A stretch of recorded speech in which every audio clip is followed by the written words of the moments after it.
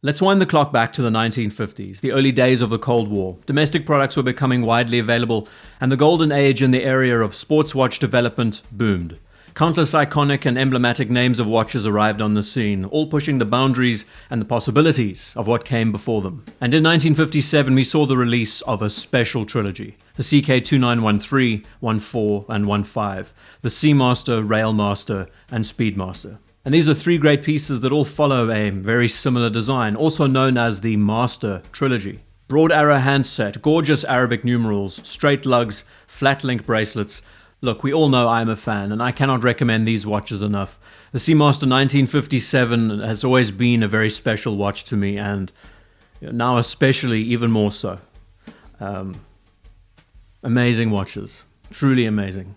Anyway, these three models all saw success. The Seamaster, though it wasn't exactly very waterproof, saw great life in the water, used both recreationally and professionally. It met all of the correct standards that the wearer needed. The Speedmaster, aimed at being a racing chronograph at first, while it blossomed into a professional instrument, traveling into space, and became one of the greatest watch icons of all time. And the Railmaster, an engineer's watch with an inbuilt Faraday cage, not as popular as the other two, but with its stark contrast, bold design, it appealed to the everyday wearer and met that niche. So today these pieces are sought after, both modern variations and vintage models, but aren't valued as highly as their Rolex counterparts by the majority, which I find hilarious. I mean, you look at the auction catalogs and their estimates are so minimal compared to the other more recognizable names. Maybe the Speedmaster is that rare exception. The CK2915, I mean, everyone wants a 321 caliber chronograph. But this original trilogy, these 1957 models especially, are extremely difficult to find today.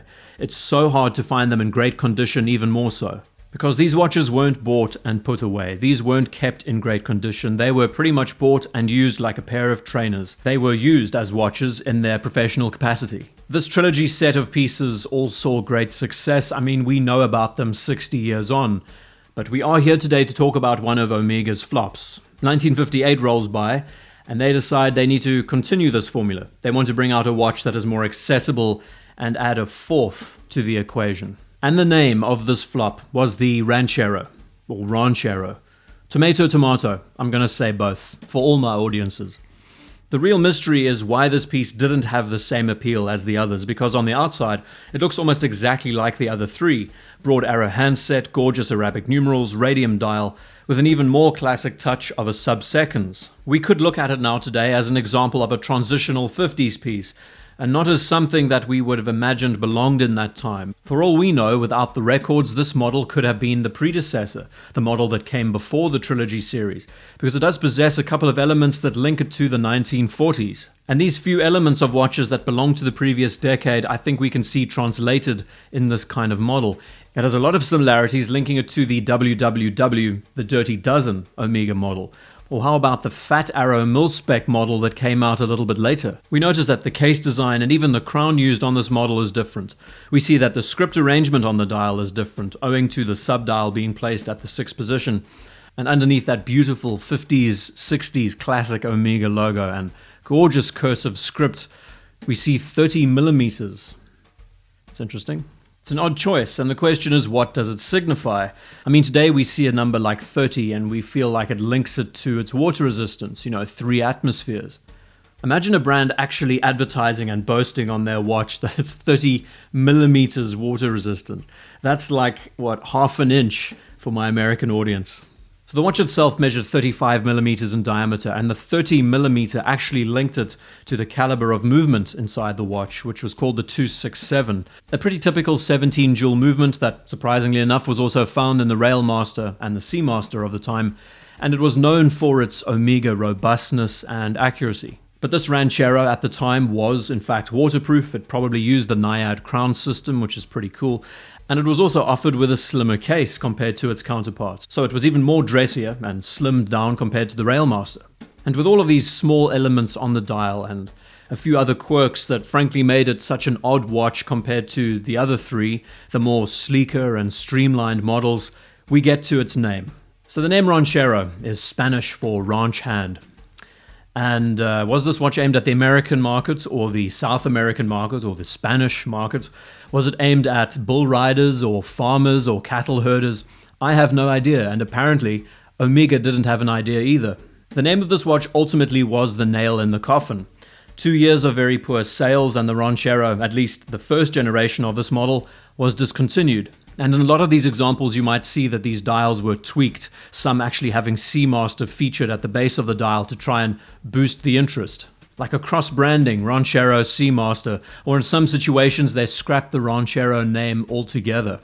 Personally, I find the design of the Ranchero endearing.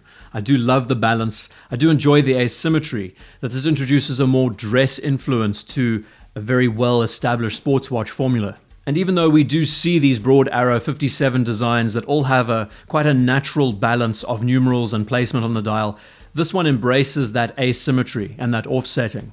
Now, is this a great watch? Absolutely. Was it wrongly avoided at the time? Yes.